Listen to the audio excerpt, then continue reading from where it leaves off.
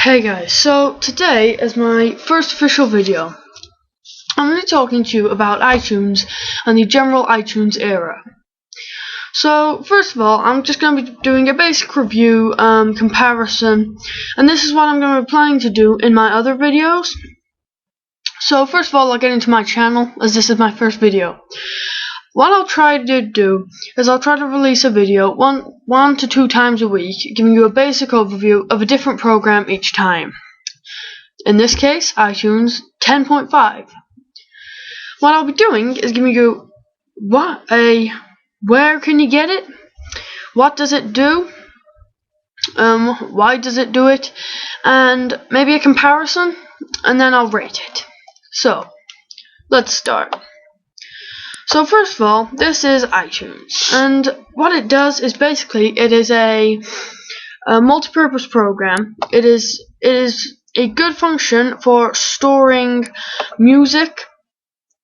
However, it also coexists with your iDevices, as you can see here, the iPhone and Mac laptop, and now the iPod. It coexists and stores data from your device onto your computer. And then when you plug your device in, it will activate and you can store, etc. So here is the Apple Store, giving you basically everything, and you can do a free download for iTunes, and all you need for it is an email address. However, this can be anything. It can be as long as it can be anything, but it needs to have like @live.com. It can't just be like completely random. So yeah. So here you can see is a picture, and you can see it's a very simple layout. However, its basic design can get a little complicated when you're first setting up or something like that, because it may be unfamiliar for Windows users in particular. So let's open up the program. So here it is. As you can see, first of all, it's a very fast loading program, and first thing you notice is these tabs down the side: music, films, TV programs, apps, etc. And those are the basic things it can store. As you see, I've got my playlist called Llamas, and it's got some of my favorite songs in. It's a bit of a mix-up, and as I say, you can just add a new playlist, and then drag any music tracks you like. So say I like Grenade and all them, just drag them in, and you've made a playlist. And that is one of iTunes' main catches, is the fact that it is so simple. So now, as I was saying earlier, you can attach your iDevice, which is its primary secondary function. I say secondary function because you don't need an iDevice for it to operate. It can just be used as a music player. So as you can see, I've just plugged in my iPad, and it has basic overview, update, Discover, and apps, etc. Now, one thing I'd like to say about iTunes, as you can see, I'm on software version 5.0. Now, here's where the catch comes in with iTunes. After this update, iTunes has become less existent, less of a big thing in the iDevice world, as now your iDevice, after updating, is now pretty much independent. Even though you can still plug into it, it's definitely lost its touch, as long as your iDevice is plugged in to a power source and your iTunes is open, you could in theory sync from a different house. And as you can see down here, iCloud, this also saves the need for iTunes, as instead of backing up on iTunes like so, you can just use iCloud. So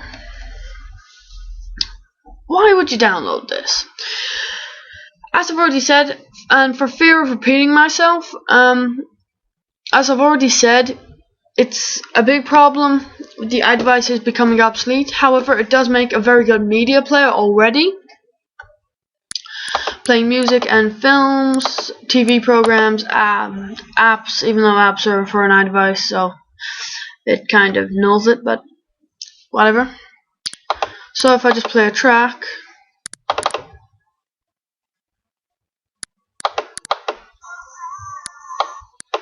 don't know if you can hear that, but yeah, so it is still useful. So what are the comparisons to this program? Well, first of all, if you have an iDevice, this is the only compatible program for media. Like, for instance, Windows Media Player, which I'll just open up now. Windows Media Player is not compatible with it. As you see, it's not showing up, even though it has got the playlist I created in iTunes. So that takes it off, but as I said, if you haven't got an iDevice, it's pretty much the same. Even though the music I have downloaded and not bought doesn't appear to show up here, which is a problem because I've downloaded half of my tracks, well, over half of my tracks for free. So that is a problem.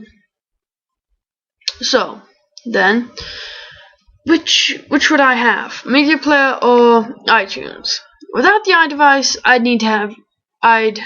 with the iDevice, I'd have iTunes any day. However, without the iDevice, I think I'd still go for iTunes.